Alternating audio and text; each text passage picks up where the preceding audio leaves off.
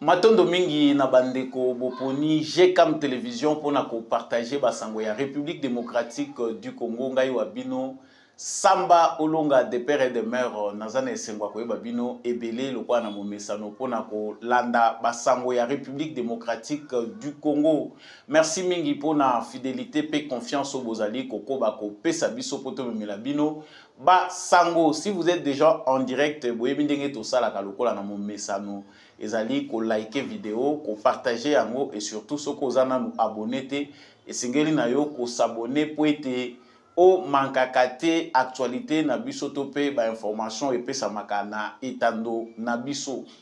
Justice yanzambe et ratakate justice yanzambe moto mokote a échappaka na contrôle nango waneza rituel bato to ba yebi émission oyo boyebi ete slogan oyo topé ndenge nyonso bokobenga kango ezanga kate eza lokola mungu a pilipili soki ezangi na émission oyo c'est que émission eza bien présentée te na rappelaka toujours ba commun des mortels que tozali ba passager soki oza ko sala mabe okanisi ke muto akomona yo te to po ko sala mabe na nko okanisi ke yonde yanke oleki biso na makasi justice ya Congo ekoka ko stopper yo te yeba yango ke likolo na biso force invisible ezalaka que monso to salaka to ko finir par ko récolter d'une manière ou d'une autre ba fruit ya ba acte na biso to posaka. Merci de nous suivre de partout à travers la République démocratique du Congo. À la une, il y a actualité na biso ya mokolo lelo et sengeli toye ba ete ba propos topé prédication ya pasteur Roland Dalo Azali pasteur ya président Félix Tshisekedi. En tout cas, ezali kosala la une ya ba réseaux sociaux topé ba médias congolais par rapport ya elobeli naye façon alobeli par rapport ya ba critique naye par rapport ya gouvernance alobeli likambo ya ba miyibi moyibi na mboka alobeli yango na mikolo mibale ya kolandana likambo ya moyibi na Congo pe en dehors ya likambo moyibi na Congo alobi atikala komona dimete ya tata mokonzi ya ekolo bien ki akoto ya kaye pendant 6 ans dim na ye ya atikala komona ngote azape na culture te ya kozwa dim na maboko alobi na yebi dim ya moto wana te. Le langage était trop cru pour un président de la République. Ba partisan bato balingaka président Félix Tshisekedi na motema mingi balobi eza insolence okoki ko s'adresser ndenge wana te na président de la République. Est-ce que les pasteurs n'avaient pas un moyen de chercher ya kobimisa maloba na ye na lolenge mususu? En tout cas na kati émission oyo tokolobele yango, ce n'est pas pour la première fois que les propos du pasteur Roland Dalo font ou bien défraient la chronique. Nous en parlons tout de suite dans le cadre de cette émission pour essayer un peu d'éclairer. Est-ce que Azalaki na contexte naïe alobi mabe topé alobi malamu, qui a raison, qui a tort? Est-ce que c'était la prédication qui était mauvaise? Qu'est-ce qui s'est passé? Nous en parlons dans le cadre de cette émission. Actualité Zalipe Makambo Oyo Italie ambassade ya États-Unis ndenge toyoki yango ambassade des États-Unis. En tout cas bazali ambassadrice des États-Unis azali kotalisa que ce n'est un secret pour personne que la RDC est confrontée à des problèmes de réputation qui font que les grandes entreprises internationales hésitent à faire des affaires ici. Wana ezali maloba kouta na ambassadrice ya États-Unis d'Amérique na République démocratique du Congo. Nous parlerons aussi de la réponse de Monseigneur Donatien Chollet à Augustin Kabouya, secrétaire général de l'UDPS. Il dit qu'il faut être de mauvaise foi pour voir la complicité de la Cinco avec l'opposition qui a loué la salle du centre interdiocésain pour sa déclaration commune contre les changements ou la révision de la Constitution. Wana ezali maloba ko wuta epaya Monseigneur Donatien Chollet ndenge tozali ko bengaye. La France a poussé pour reconduire ses financements. Financement oyo Union européenne a payé les sous na Rwanda. Il faut tuer baïté France ndé mutazalaki à la manœuvre pour que les Rwandais soient soutenus encore avec des moyens sous prétexte que armée na bango bazali kosala musala na Mozambique alors que la Belgique c'était abstenu. Est-ce que Zali, façon, il y a Emmanuel Macron, Kolinga, côté le la prison Félix Tshisekedi, topé, ou handicapé politique à Félix Tshisekedi pour mettre fin à l'insécurité à l'est de la République démocratique du Congo. En tout cas, nous allons en parler dans le cadre de cette émission. Natombe Libino, encore une fois de plus, vous voyez, Malam Nakatia, émission Oyo Yabino. Merci Nabino pour notre partage. Merci Nabino pour notre likez, partagez, abonnez-vous, surtout si vous n'êtes pas encore abonné. Et surtout, n'hésitez pas de nous laisser un commentaire. Yebisabiso depuis Wapi. Yo au Mesana Rolanda Mwana Mboka Samba Olonga parce que ça la gagné très bien. Depuis Wapi, yo Zali Rolanda Biso à travers le monde, à travers la RDC, tant au Botiaka ma province. En tout cas, je me sens voyager. Dans ça la Rapenda voyage, dans ça la tour du monde pour savoir vraiment qu'il y a des Congolais qui nous suivent de partout et qui sont fidèles à cette émission. Yom Tozalaka fidèle, en tout cas, je vous dis grandement merci. Voilà, na zongi na actualité ndenge na uti ko talisango na kati ya émission oyo esengeli toyeba ete na actualité ya mbotolobaki que maloba topé prédication ya pasteur Roland Dalo ezali ko créer polémique et défrayer chronique na ba média na République démocratique du Congo. En tout cas, maloba oyo et créer indignation et pas ya batu mususu et créer pe sentiment ya satisfaction pour na ba mususu balobi ki alobi solo. Mais qu'est-ce qui s'est réellement passé? Pasteur Roland Dalo alobaki nini? À qui s'est-il adressé? Je vous propose de suivre d'abord ceci et puis nous revenons. Je suis triste et honteux d'être citoyen de la République démocratique du Congo. Un pays où le vol est accepté. Les petits voleurs du grand marché sont traqués. Qui volent des centimes. Mais les grands voleurs au niveau de l'État, ils vivent calmement.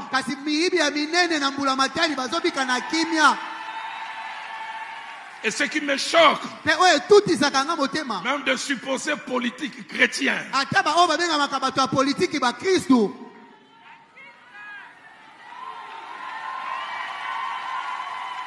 le pays de la surfacturation. Telle route, on doit faire à 1 million. À Tabayi Baka, 7 millions. Même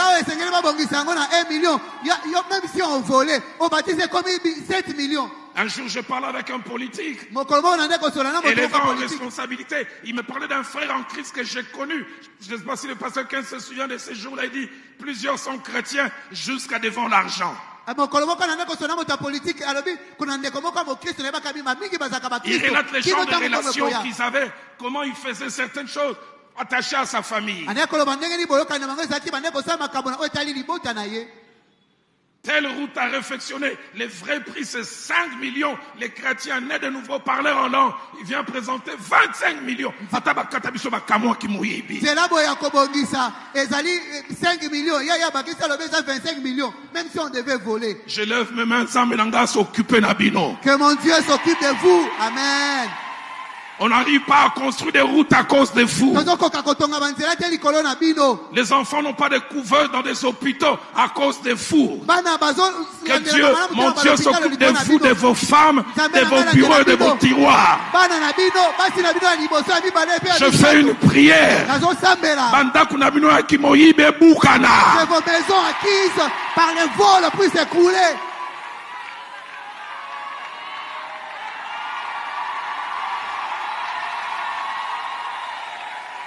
Que les érosions surgissent, même là où il n'y en avait pas.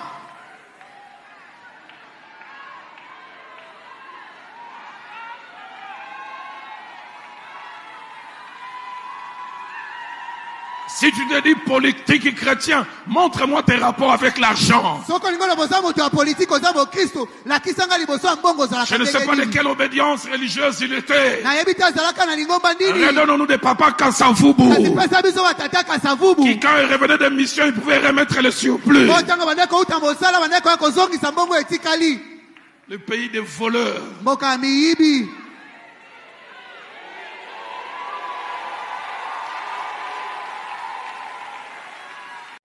Voilà, wana bouti kolanda ezalaki lors ya première journée oyo ezalaki vidéo topé maloba ya pasteur Roland Dalo. Je vous laisse encore suivre la vidéo du pasteur, le même pasteur Roland Dalo, na deuxième jour ya prédication naïe et puis nous revenons pour commenter. Le lucre n'est pas ma poursuite. Mbongo tende na landelaka. Jamais. Itikala ko salemati. Il y a quelques semaines, j'étais en Europe, un jeune pasteur vient me voir, il dit, pasteur, carré minier. Pasteur Ken, je ne sais pas ce que c'est un carré minier. Christian, peut-être qu'il y a un carré minier. Je ne sais pas ce que c'est. Je suis un jour en train de prêcher chez pasteur Freddy Molenga. Un jeune pasteur entre dans mon bureau, dit Papa Dalo. Fungolanga, il porte. Je ne vais pas citer le nom. Ouvre-moi les portes de. J'ai dit si Dieu veut que tu entres, tu entreras. Ah, il me dit, ah, vieux Dalo. Vieux Dalo, vous ne voulez manger que vous seul. Mon épouse est là et d'autres peuvent témoigner. Je ne mange pas à cause de cette personne-là. Ça fait 6 ans que je le côtoie. Je ne lui ai jamais demandé l'argent. Et je ne le demanderai jamais. Ce n'est pas l'évangile que Jacques-André Verneau m'a appris. Jamais. Je suis en Europe, quelqu'un me dit, Dalo, on dit que c'est toi qui manges la dîme du coltan et du cobalt. C'est lui à qui vous pensez, j'ai jamais vu sa dîme. Jamais. J'ai jamais vu ça. J'ai appris auprès de Jacques-André Verneau. La dîme, on la dépose dans les paniers de l'église. Je suis jamais allé et je n'irai jamais à la maison chercher cela. Mais en même temps, je dis, quand on a des rapports particuliers avec l'argent, Dieu s'est donné par des bonnes voies. Amen. Et il sait bien le faire. Voilà. Na kanisi yamboete tokota na maloba to banda ko polémiquer dessus to banda ko loba il faut toyer ba contexte ya maloba ya pasteur Roland Dalo ezalaki na cadre nini, est-ce que ezalaki na lisolo, était-il invité sur un plateau de télé ou ezalaki na cadre ya prédication. Comme vous venez de le voir, ezali lors de ces prédications bazali kosala 21 jours de jeûne et prière ndenge babengaka bunda na centre missionnaire Philadelphie. Je ne sais pas ce qui appellation eza yangwana bandeko mususu bazape à Philadelphie balandaka biso mingi bakoki peut-être ko corriger biso. Les pasteurs Roland Dalo na mokolo ya liboso oyo évoqué makambo ya Congo alobeli likambo ya moyibi. En tout cas, moi na vidéo yo nga na monaki ya liboso oyo bouti pe kolanda, je n'ai pas vu na monaki penda mabete na malobo ya lubaki. En tout cas, il a parlé na problème ya moyibi na mboka na biso. Il a parlé de faits tels qu'ils se font dans notre société.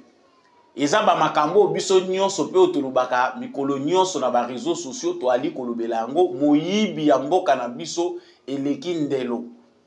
Moyibi parce que pour un projet d'1 million, mutako ko tia 7 millions, pour un projet de 2 millions, mutako ko avoir même na 8 millions, atako bayibaka, mais moyibi oyo ekomi pe maladie moko spirituelle, moyibo ekomi ya bondoki eza su ya malamu te. Le pasteur comme d'autres Congolais, a fait ce constat amer. Il y a Moyibi, Oyo, il y a Batu Bazali qui détourné Bambongo. Ça, tout le monde l'admet. Même le président de la République lui-même en parle aussi. Azali côté à Batounaye, le président de la République fournit des efforts pour que Moyibi est ici là. Dénoncer le vol, prêcher pour que bah, fidèles chrétiens ya église na ye batika ki moyibi ezali mabete, le pasteur a usé de sa bonne liberté d'expression et surtout que c'est dans son église pour na koyebisa ba congolais ya lingomba na ye ke moyibi ezali malamu te eza koboma mboka. Mais toujours dans la même première vidéo, na koti na we ya mibale te. La mauvaise chose oye wuti epa ya pasteur toyebi kazanganga na Nzambe surtout pona biso ba Kristo batoyo tondimela Kristo ezali facilité ya ko contredire nganga na Nzambe mais oyo tozo kolobela ngo na cadre moko politique parce que makambo to koloba ezali ko sala la une ya actualité na biso. Le pasteur azali mobateli pati quelque part pas azali enseignant na rôle ya pasteur ezali kaka ko prêcher te mais enseignant kapé bisika ba mentalité ya bato ezali malamu te. Les pasteurs na rôle na ye ya mobateli ba pate akoki pe ko jouer rôle ya monene pour na ko relever ba mentalité. C'est aussi parmi les rôles ya bato ba serviteurs de Dieu mususu ba yeba ka rôle wana te. Ils se limitent seulement à la prédication de l'évangile, bokonzi ya likolo, mais ils ne savent pas que bokonzi ya likolo ezali lié na oyo tozali kosala na se. Le pasteur s'est indigné d'être congolais. Alobi na yo kisoni ya kozala congolais, mboka ya bamiyibi.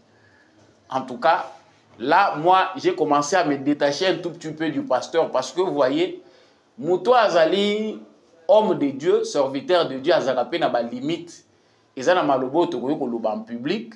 Sagesse ne caractérise comme maloba yanganga nanzambe. Nous n'avons rien à enseigner à l'apôtre Roland Dalo. Tout ça, il est adulte, c'est un pasteur. Oyo asia zui n'actif nae bamboula et belé ya ministère. Mais que dire lorsque le pasteur parle l'amboka miyibi, peut-être que le ton a monté par rapport à la gravité de la situation. Mboka ya miyibi nazana soni ya kozala congolais a l'exclamation muto azali ko s'étonner pourquoi moyibi ko komati na niveau ya boye. Oui, nous avons tous honte. Le pasteur na ngambo wana na point wana, il n'a pas de problème lorsqu'il parle du vol. Ezana ba congolais mususu ya malamu oyo bakoma koyoka soni ya kondima ke bazali ba congolais na bamboka ba paya likolo ya cliché oyo elati mboka na biso comportement ya mabe uta Zaïre ba yebi biso ke toza miyibi. Moyibi, on ne sait pas si le pasteur le constat il le fait aujourd'hui, mais Moyibi eza depuis Zaïre Mobutu atika mboka oyo na caché ya mabe. Les Kabila sont venus enfoncer davantage ce que Mobutu a laissé. Le vol était déjà institutionnalisé, légalisé. Na côté musuba zolo ba yiba meko bukati. Donc Moyibi ezalaka déjà. Si les pasteurs prêchent pour que ses fidèles se convertissent, parce que parmi ces fidèles il y a aussi des voleurs. Oyo bazana kati ya ba institution, likambo ezali te, ezali prédication, ezali mateya. Mateya pe shokaka batu. Moutako koloba na malamu na mateya ko ipe koloba mabe. En tant que moutou, il peut aussi dépasser le langage pour dire des choses oyo ezali acceptable te na moutou. Mais soko memi yango na contexte nango, olobi te, eza nango mateya, dans le cadre peut-être d'amour, il faut frapper dur pour que Batunion se va arriver à comprendre, parce que si on ne choque pas l'être humain, c'est qu'il est, ce qui va choquer yété à Rozonga Simate. Dans la première vidéo, j'avais cette impression-là, dans le but que, bon, Tolobate, que parce qu'il est le pasteur du président de la République et qu'il est dans son entourage, qu'il ne peut pas, comme tout Congolais, dénoncer le mal. En tout cas, il doit le faire, surtout que c'est pour le bien du pays. J'étais, en tout cas, que c'était ça mon opinion. Mais, je n'avais pas encore suivi la deuxième vidéo au Bino Bouti Kolanda. Vidéo ya mi balé au Bolandi, boyo kibino moko maloba ya pasteur. Là, la prière par rapport au peuple d'abord. La justice élève une nation, la Bible en parle. Si la justice, un fondement, il y a ba nation, ce qui nation a justice exacte, moyen nation a se développer exacte, c'est tout à fait vrai. Les pasteurs prêchent la justice telle qu'elle est écrite dans la Bible, tango justice ezali ba mususu baza kozwa te ba mususu baza kozwa mbongo ekokai ko servir na scolarisation ya bana pour construire les routes ba mususu bazali koyiba yango. Nous sommes tout à fait d'accord avec lui. Mais ezali na moment moko oyo ba propos ya pasteur et ko révéler peut-être likambo yo pasteur azanango na senase parce que c'est dans l'abondance la parole que toye bagawe ezmute mezali. Le pasteur va plus loin pour dire que batu bakanisa kake dim offrande ngai nde nazwaka offrande ya coltan ya cuivre ngai nde mutu nazwaka yango, alors que ce n'est pas ça. Oyo batu bazako kanisa. Ça fait 6 ans que je le côtoie. Na liaka dim ya mutu wana te. Nazali ko vivre na mbongo ya mutu wana te. Dim nazape d'ailleurs na culture te selon pasteur oyoyo à pasteur Jacques Vernon de heureuse mémoire alobi atangisa biso te ke okende kozwa dim na maboko ya bato. La dim batiaka yango na kitunga ya église et non na maboko ya pasteur. Selon ce que lui on l'a appris. Na liaka te na mbongo ya mutu wana na zwaka dim ya mutu wana te. En tout cas, c'est à se partir de ces propos-là que tout le monde a commencé à se poser des questions. À moins que votre réflexion soit orientée pour ne pas se poser des questions par rapport aux motivations de la prédication du pasteur. Ezali officiel que le pasteur Roland Dalo, Azali pasteur ya Félix Tshisekedi, qu'il est proche de Félix Tshisekedi. Il est l'un de ses conseillers. Aza Muto ya conseiller à Tshisekedi, Aza Nakari na ye. Église Philadelphie eza déjà na batu acteur politique pembeni ya président. Nous pouvons dire que l'influence soit directe ou indirecte, au moins le pasteur Roland Dalo impacte aussi sur Félix Tshisekedi parce que ba fidèle ya église Philadelphie bazali ko se retrouver na kati ya gouvernance à Félix Tshisekedi. Et quand on en dit, on en parle, ezali directeur ya cabinet Lelo ya Félix Tshisekedi. Azali pasteur, il y a centre missionnaire Philadelphie. Pasteur Ndemuto Azali directeur ya cabinet. On a plus tendance à comprendre que Félix Tshisekedi Azali coupé sa confiance. Naba pasteur, to moni naba poste mususu ebelo zo mona ki ba pasteur Azali ko respecter bango aza ko pesa bango to yebite na réflexion na ye lokola yebi ke baza banganga nzambe, ils peuvent agir sous l'impulsion de l'Esprit Saint pour se démarquer des autres. Mais le pasteur Abengi, président de la République, Mutuwana, et c'est tout en sachant que ces prédications sont suivies partout dans le monde. Est-ce que le pasteur est au-dessus du président de la République? Oyaza tata na bisonyons. So yo zanganga na nzambe oyaka koloba ne liloba en tant que papa na molimo. Mais okoko yeba te ke moto wana azali mokonzi ya mboka président de la République. Moto wana nazwaka mbongo ya moto wana te. Est-ce que c'était pour ne pas dire que la dîme ya président Félix Tshisekedi? Ou c'est quelque part ezali excès de zèle ya que lokola tosi toyebi moto wana aza moto moko tosi to mesana na ye. En tout cas, ça ne choque pas. Les propos, il y a pasteur Roland Dalo, ils allaient dur et choquant dans ce sens-là. Tu as vu que le président Félix Tshisekedi a une largesse mingi. Batebele l'entourage naïe, des fois certains ont du mal à les respecter par rapport à tempérament naïe.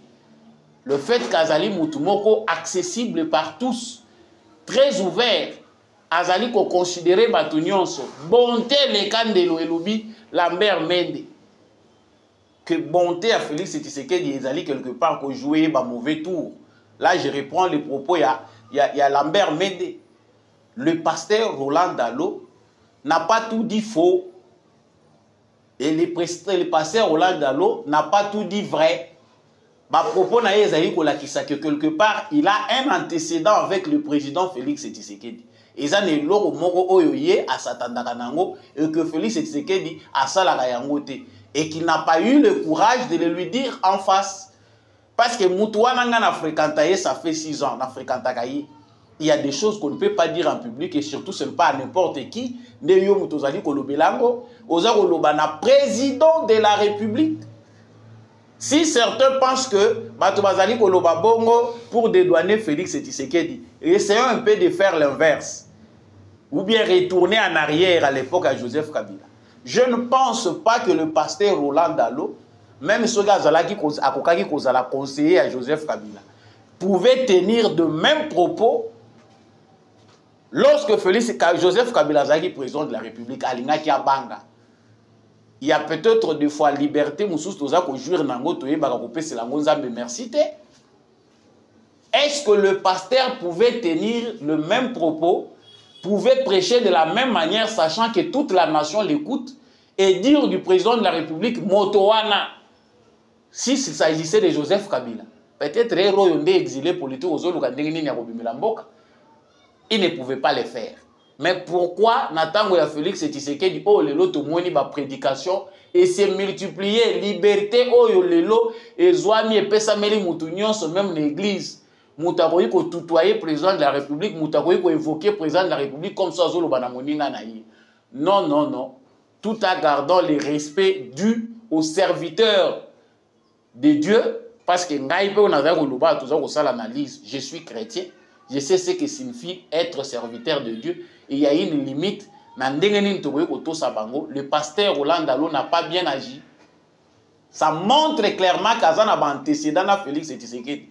Ce qui appelle ça kayo dimité, ce qui peut-être à Kabila kayote, parce que Nakolobela Bouela qui que Tshisekedi a kabagate. Est-ce que pasteur aussi au Senga Tshisekedi lokoto kokaka Senga yedi?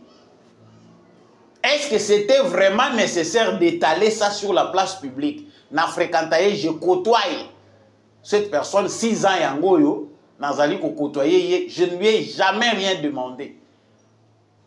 Et je ne reçois pas sa dîme, je ne connais pas sa dîme. Bon, wana a justifié ngo alobi ke bango na culture na bango. Ba kendakate dîme bazola kango na ndako te, enveloppe ye mwa ke de kosenga ngo na ndako. Batiaka ngo na kitunga. Alors, si le président dit na ye yaka na kitunga, qui le sait? Qui sait ce qui président ça la virement na ba compte ya église? Qui le sait? Mais tout ce que nous savons ezali que il y a des autres de l'autre coin, batu bazali kolia na mutema baza kolela. Baza na kanda bakangela Tshisekedi kanda balobi, batu ya Philadelphie nde bazolia. Président Zako s'entourer na ba pasteur, na ba fidèle na ye à Philadelphie. Et Zandenge batonga ka Tshisekedi, c'est pas moi qui dis ici qu'il y a de preuves. Na Zako lobape, oh batonyon so balobaka. Est-ce que le pasteur Roland Dalo alinga qui a répondre na bateau bazali pour pointer du doigt l'église Philadelphie pour dire que je ne suis pour rien. Mutuana na lia kambongo na été bien que je le côtoie. Hey, président yo pe soko kabakate, tika biso to yeba. Félix Tshisekedi akabakate to likambo nini po likambo tozo koyoka ngo pezo kozonga po moni na Congo soki mutazo fréquenter o mingi moni ba musupe ba kokaka pete ke ayebisa yo ke tata mokonzi naza na besoin o bouger nanu mwa muke wana po pesa nga mwa quelque chose na tchana na poche ata mwa carburant otiki nga boye ndingi nini ba pasteur mususu basengaka soka yepa mondimi na ye alobi en tout cas mwana na ngai j'ai besoin que ta carburant, la problème nazana. Et vous donnez, parce que le pasteur a demandé, bon, le pasteur dit qu'il côtoie le président de la République. 6 ans yangoyo, a sengaye logote pas, zoare logote pas naye. C'est que toko le bagena 6 ans où il y a relation, pasteur, yo ata $500, ata $100 aux angote. Les cambo eza ko sala polémique pour certains qui sont de l'opposition, bato bazali tendance à s'opposer à Félix Tshisekedi balobi, le pasteur a raison. Il dit la vérité, Moïbi Eleki, détournement Eleki. Le pasteur est allé plus loin pour maudire même Bamiibi. Alobi, banda bonabino e bukana.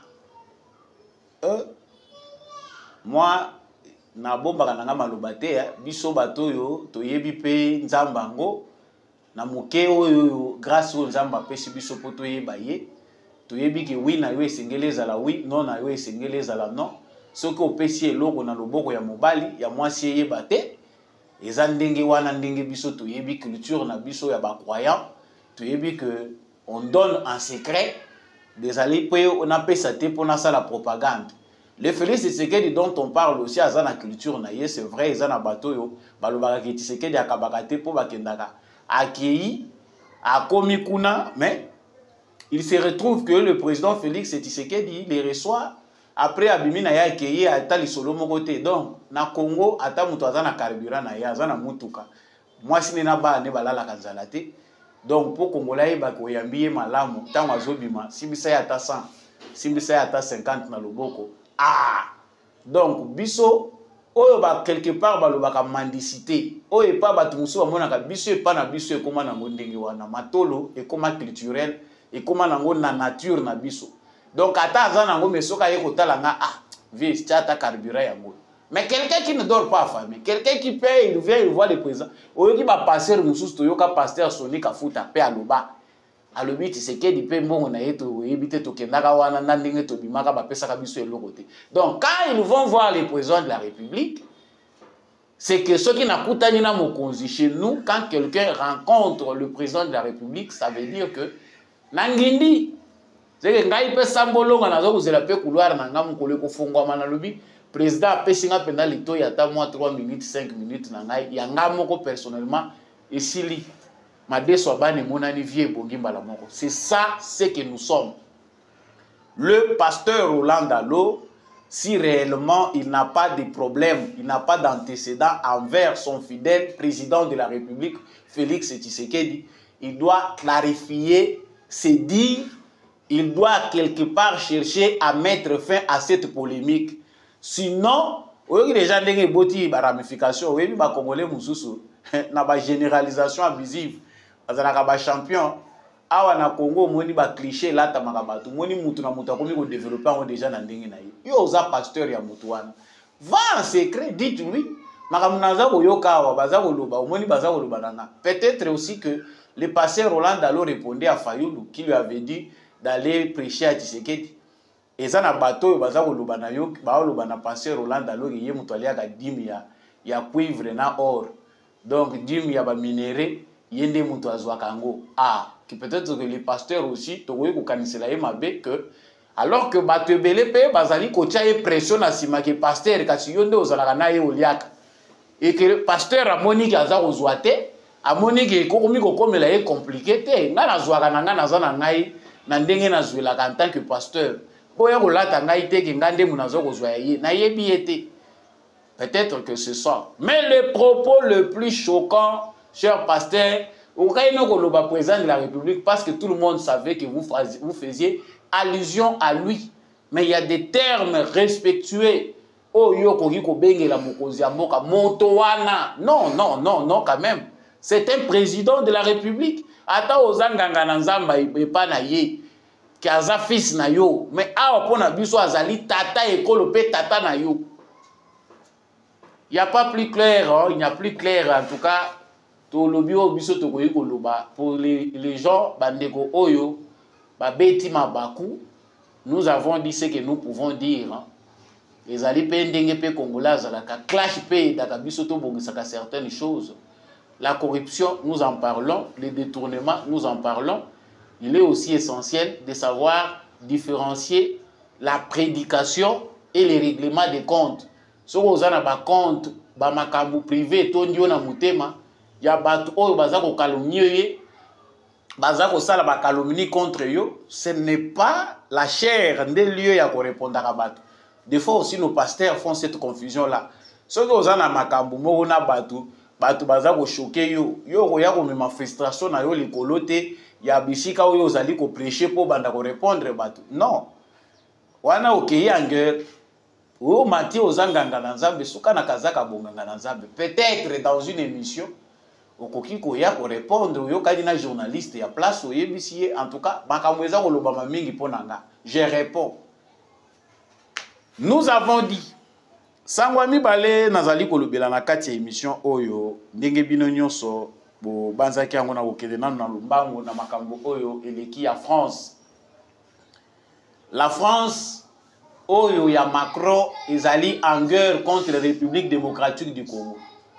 Tolobela ki likambo oyo tango toyoki que financement ya 20 millions et pesami pour que le Rwanda puisse encore mobiliser ses troupes dans Mozambique. La RDC était contre. République démocratique du Congo, ezalaki contre Ponakolo Belango. Mais la France a poussé maintenant, malgré tout ce que la France dit pour la République démocratique du Congo. Malgré la position officielle de la France qui condamne les Rwandais, qui demande au Rwanda de retirer ses troupes, c'est la France qui a mobilisé l'Union européenne pour reconduire les financements pour les Rwandais. Allez-y comprendre pourquoi politique bicéphale y a France. Pourquoi Azoko Sabiso Loko Lazana Biso à l'autre côté, Azako Salamakambu, Ndenge Mosusu. Je vous laisse suivre un peu député Nabiso Oyo, Bolanda qui est Penda Malamute, Toti qui est Azali, député Moko belge d'origine congolaise, selon ce qu'on entend dire, la députée belge. Vous la suivez, Makambo Azali Kolobela, na Union européenne, Simande Tozongi. Voilà. La question, elle est claire. À poser question. Imaginez si nous allons mettre notre usine de fabrication de médicaments en Russie. Est-ce que les Ukrainiens seront contents? L'Union européenne, non seulement bazali financer Mbongo, il y a que l'armée rwandaise bazali traquer les terroristes dans Mozambique. L'Union européenne est encore prête. Il y a une usine, il y a fabrication de médicaments na Rwanda. Balobi parmi les pays Oyo batie ba candidature, ba poser ba candidature. En tout cas, il s'est fait que le Rwanda aussi a posé sa candidature. Ba sali semblant logo la ba yebiti.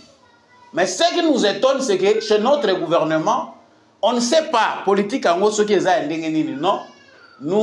Nous sommes en train de travailler pour se positionner par rapport à 150 milliards de l'Union européenne à en Afrique.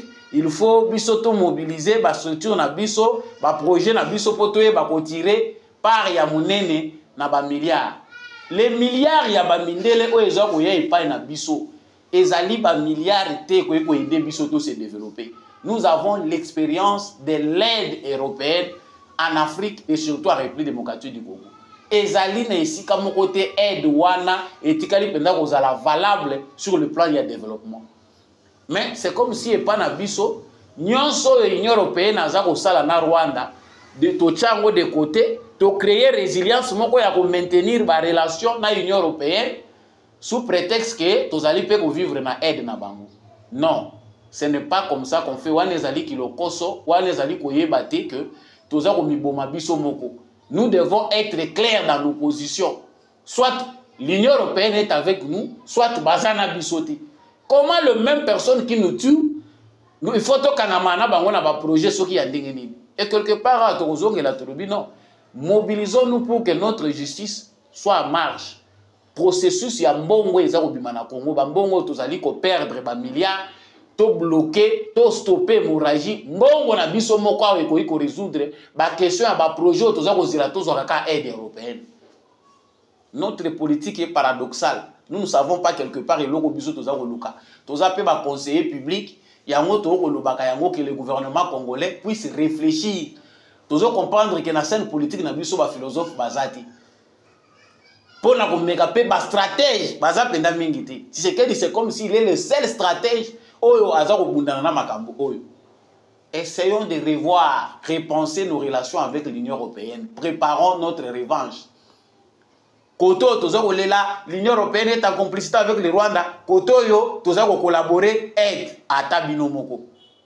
Revoyons nous-mêmes ce que nous pouvons faire. Donc, c'est bien écrit, c'est bien compris que France, essaye bani nango que ezali oyo azali simana Rwanda pour faire résister Kagame. Félicitations à député oyo belge parce qu'a fait réfléchir bango na logique. Parce que les européens logique na mitu na bango ezali susute. Ils ont perdu toute la logique pour na bango. C'est mieux hein, bazwa usine, bacha ngo na kati ya pays agresseur et pas Rwanda. Est-ce que boko kozwa usine bo mema yango na Russie sous prétexte que non eza moko ya pays à l'est et à Europe. Ba Ukrainiens est-ce que bako sepela nango? oyo li ko sala basala yote ko sala mo pe moninga te. Mais nous pensons qu'à ce stade les Européens jouent avec le feu. Baza ko comprendre te puis biso nde toza pe peuple moko wa mou. Parce que ceux qui Congolais bazala qui debout, c'est l'occasion tant rêver auto bengana bat oyo parce qu'apport na bango na développement peut toujours au monde ngoti. Nous pouvons aujourd'hui avec d'autres pays planifier notre développement basé sur un partenariat gagnant-gagnant. Ndenge Tshisekedi alobi yango. Nous l'avons dit. Sango mususu tokolobela na kati actualité na biso bie tozali kolobela na cadre ya actualité na biso ya mukolo ya lelo ndenge na lobaki yango awa ezali sango nini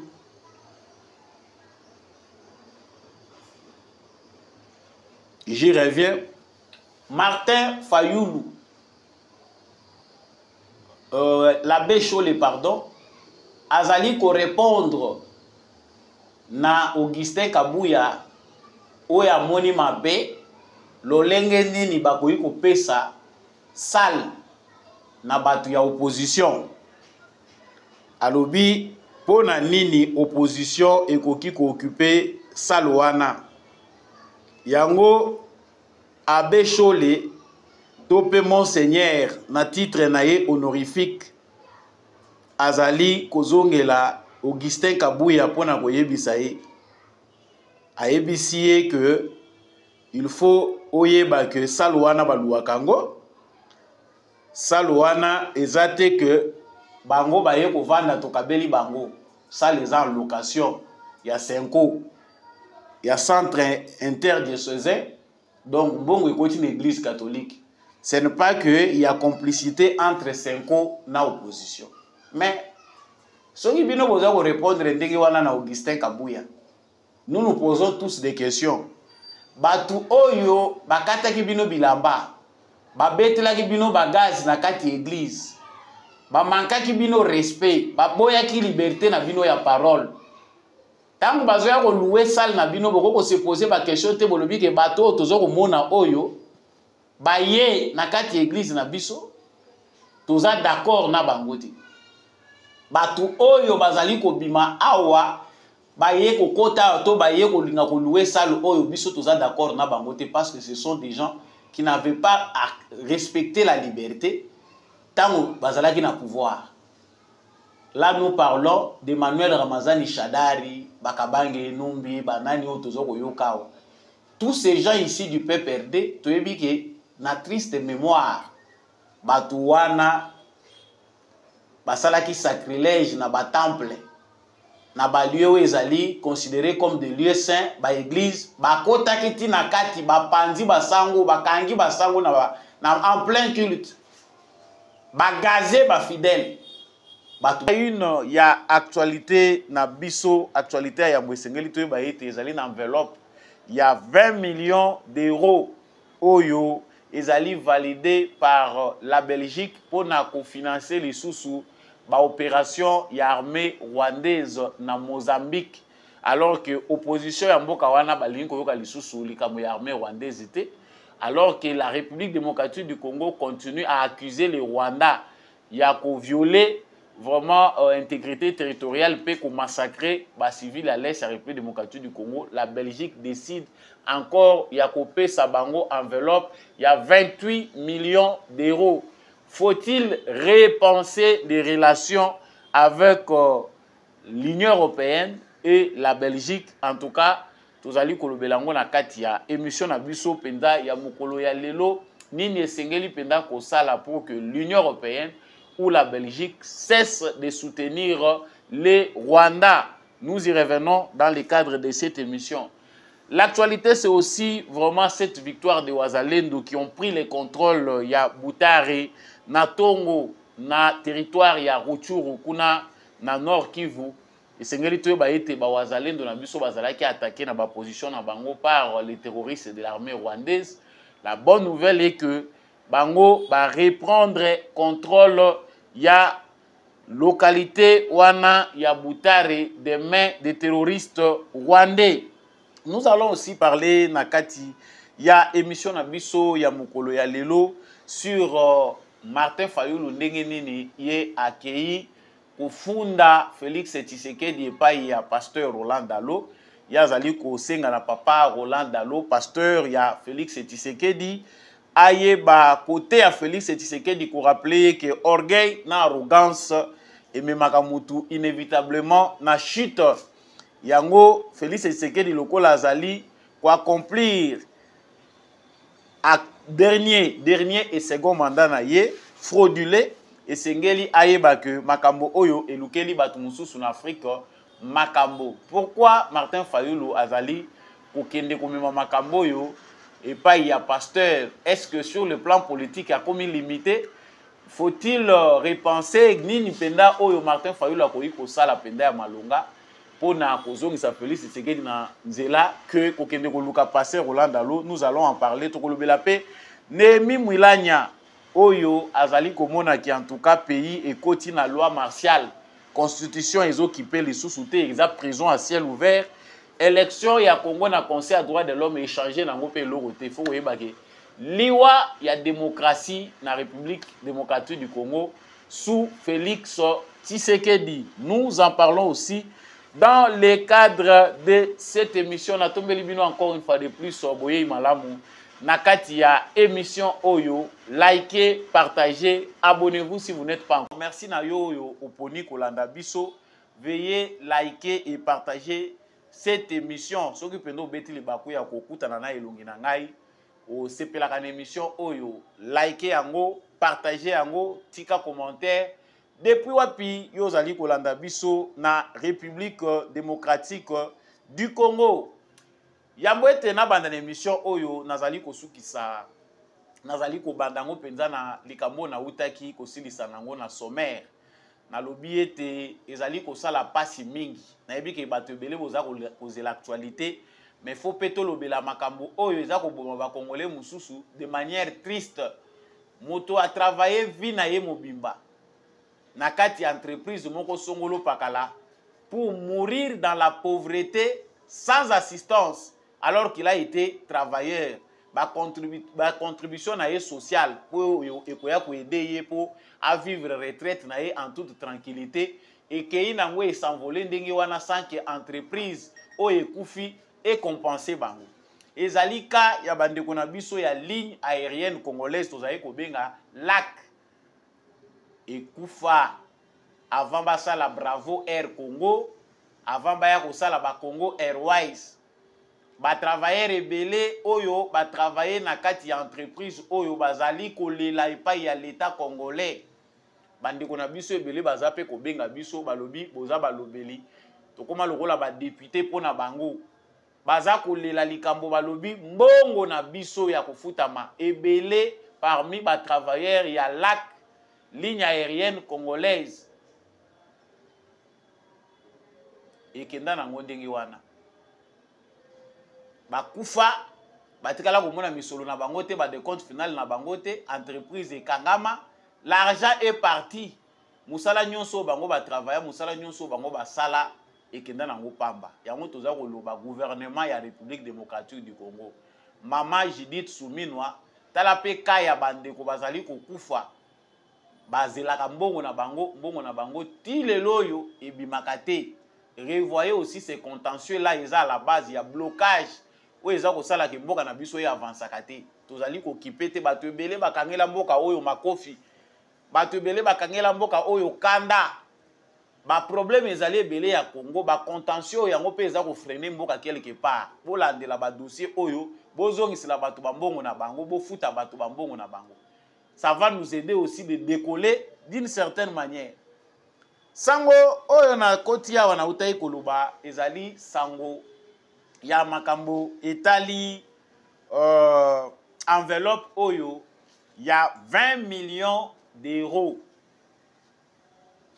Bruxelles a décidé kopesa lisusu na Rwanda na armée rwandaise na cadre ya ba opération oyo bazali ko mener na Mozambique. Tu as vu que l'Union européenne bazali na collaboration oyo basalaki banda kala na armée rwandaise ya kopesa bango mbongo ko utiliser armée na bango ndenge bango bamonaka ngo armée moko professionnel po bakendaka kobunda pour leur compte contre le terrorisme na Mozambique pour na ko repousser oyo bazali ko benga ba État islamique to pe ba djihadiste. Mais loko ezali ya kokamo ezali que la fois passée la République démocratique du Congo tout peuple congolais ba s'opposaki na likanisi ya Union européenne kopesa mbongo na armée rwandaise parce que c'est une armée criminelle terroriste. Elle est accusée de plusieurs crimes na est ya République démocratique du Congo.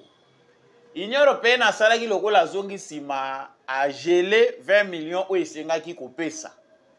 Mais loko ezali kokamwa lelo yo ezali que Bruxelles, Belgique aza ko décider de sous kozwa 20 millions d'euros kotinda pona kopesa na armée rwandaise na cadre ya ba opération baza ko mener na Mozambique. Avant to lobela likambo ezali kotala est ya République démocratique du Congo topé rapport entre mbongo bango baza kopesa na makambo eza koleka na est ya République démocratique du Congo tozo ko lobela na Mozambique. Na Mozambique, l'opposition et plusieurs couches de la population mozambicaine bazali kolobela ko dénoncer ba crime oyo ezali commis par l'armée rwandaise. Ba manifestation esalimaki na contestation à élection na Mozambique. Armée rwandaise akendaki ko prêter main forte na pouvoir en place pour traquer les manifestants. Les militaires rwandais ont ouvert le feu sur les paisibles citoyens qui ont manifesté pacifiquement. Babomi batukuna. Opposition en mboka wana bazana kanda, population aza ko manifester, baza ko senga na Kagame a retiré les militaires na Mozambique. Union européenne na Belgique baza ko sala sourde oreille, basai lokola baza ko yoke loko mokoti. C'est-à-dire, o ezoleka na Mozambique, ezolobela bango eloko te, lokola bango objectif na bango ezali ko utiliser armée rwandaise pour sécuriser leurs intérêts na Mozambique. Bakangi matoyi, bakangi misu, basali comme si rien ne s'est passé na Mozambique. Baza ko yoka te makelelo eza na Mozambique par rapport ya ba abus, topé ba crime ya armée rwandaise. Cette même armée, Ezambala Liboso te ba accusé yango en République démocratique du Congo à l'époque de Joseph Kabila. On parlait de M23 où Kabila Zouaki a latisi ba tenu. Il y a la police nationale congolaise pour traquer les manifestants. On en a parlé, même la chaîne internationale et l'Obela yango. C'était des militaires rwandais où Kabila loi pour traquer les manifestants congolais. Ils ont tiré à bout portant sur des manifestants na RDC. Les morts, ils même comptabilisés officiellement. Donc, ils allaient dans la pratique de l'armée rwandaise. Ils ont bango pour que na kosala basal boulot. Lokola bayebi que la police to armée ya mboka wana balingaka te ko boma ba paisible citoyen to pe bandeko na bango. Il faut kozwa ba rwandais lokola bazaka na bango sans cœur. Armée ya Kagame eza mission ba pesa ka bango, il faut ko utiliser ka bango. Mais la question qu'on pose est que makambo yo soki salami na Congo, Union européenne a la biso droit de l'homme. Ba la biso respect. Il y a droit de l'homme, respect, il y a droit, il y a qu'on manifester, ba ko comptabiliser on a lolenge yebanite. Mais pourquoi aujourd'hui l'Union européenne s'entête et envoie 20 millions d'euros dans l'armée où ils allaient considérer comme une armée criminelle? Nations Unies a sali rapport na yi. Nations Unies a fait rapport que l'armée rwandaise est impliquée dans les crimes oyo bazali kolobaiza ya M23 na est ya Congo.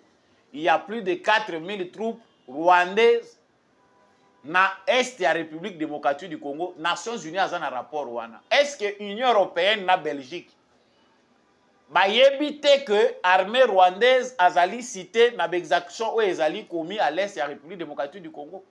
Pourquoi bazali ko s'entêter pour na collaborer na bango? Pourquoi bazali ko pesa bango mbongo? Logiquement, biso ba congolais sengeli toyeba que mbongo oyo bazali ko pesa, Union européenne azali ko pesa na armée rwandaise bayebi malamu ke mbongo wana ekoki kozala détourné po ekende ko renforcer na effort de guerre na politique o Kagame azali kosala na est ya Congo. C'est-à-dire Kagame akoki kozwa pe mbongo wana abaloli yango asombi lisu ba munition pour continuer ko traquer nango ba Congolais. C'est ici le moment où biso ba Congolais na gouvernement ya RDC to comprendre to repenser ba relation na biso na Union européenne na France et puis na Belgique.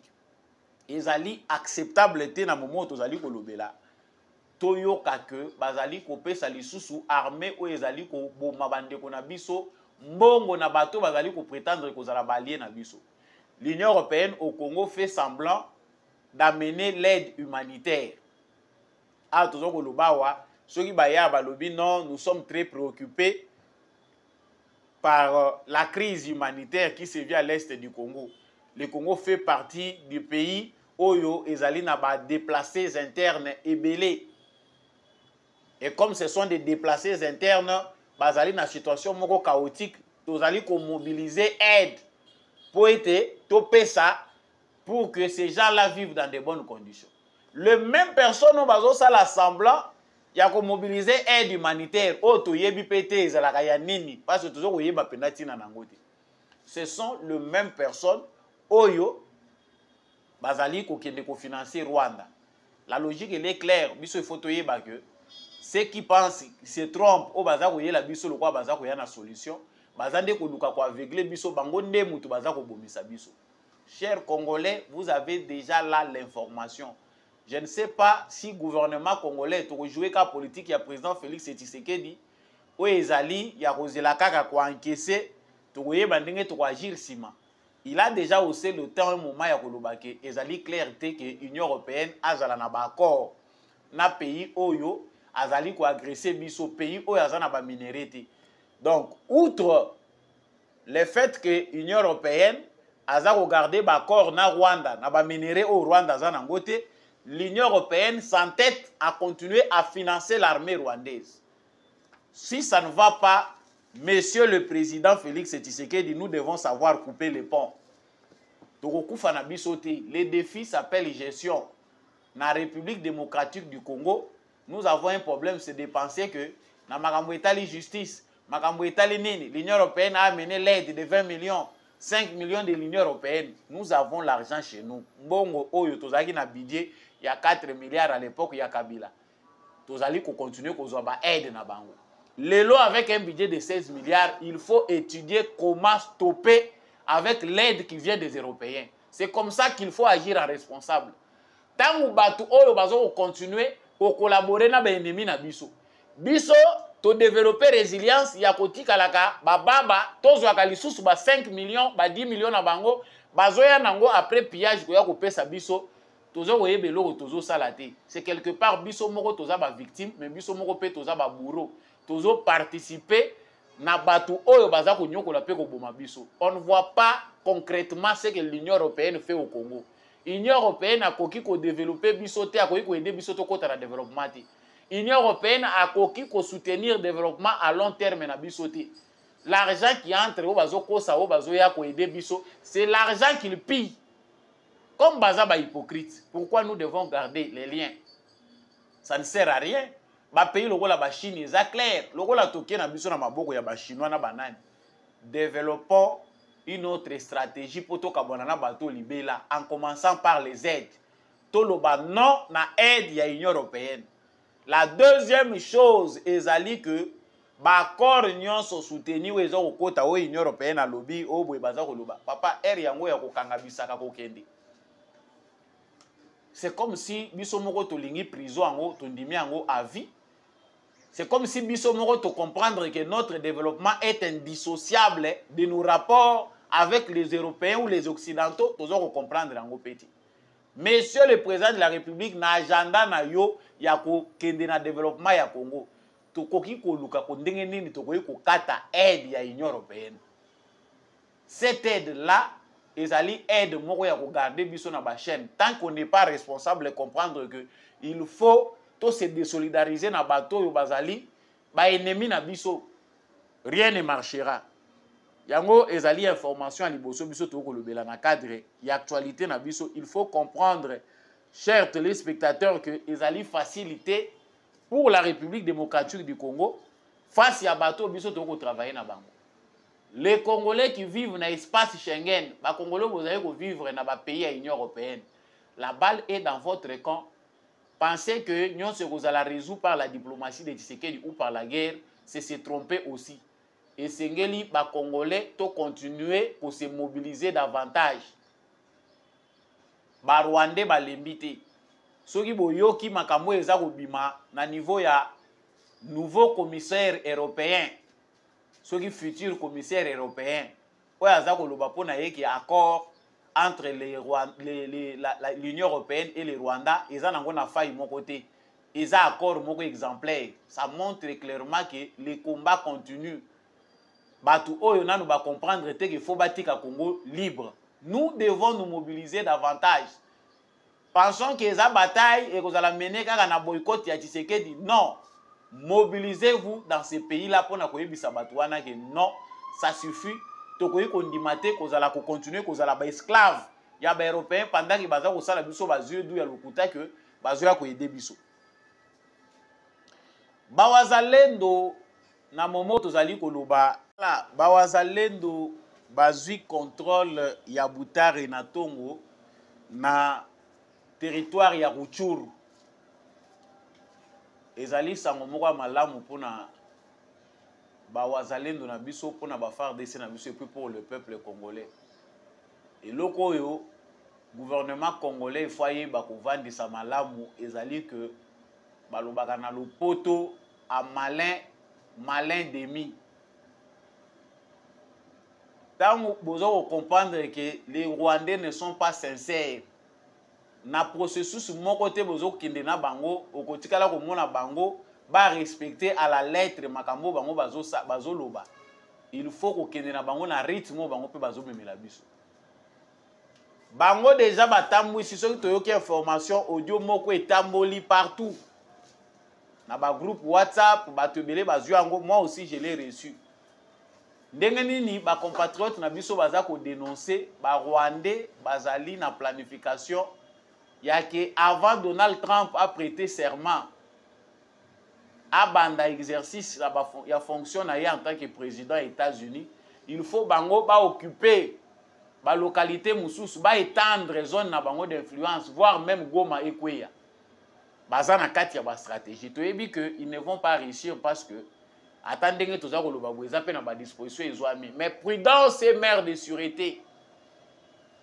Lelo oyo ba atakaki lisusu, c'est l'armée rwandaise. Mais ba wazalendo na biso, depuis que tant to ko ba wazalendo, les Congolais comprennent. Ba repousser bango jusqu'à récupérer la localité de Butare na Tongo kuna na Rutshuru. Pe baza ko pourchasser bango lisusu na ba kolino elandi. C'est le moment pour nous ya kofandisa ko asseoir matériel sophistiqué na biso. Certaines choses ne se diront pas, mais même bango moko pe na Rwanda ba yebi que aliro yo makambo eza ko kendele.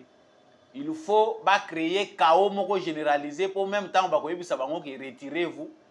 Bazo alisusu tamulayi parce que Kagame a besoin de temps là. Temps wana Kagame a besoin. Félicitations à Bawazalendo na biso, tout n'est pas à dire. Tobombi etikali to kolobelango na actualité ekoya. Yambo ete to silisa tozali kolobela awa likambo etali Martin Fayulu. Martin Fayulu azali ko interpeller pasteur Roland Dalo pour arrêter Félix Tshisekedi na projet na ye ya kolinga ko briguer un second mandat, second mais mandat mususu troisième mandat. Je le cite, Martin Fayulu à lobby.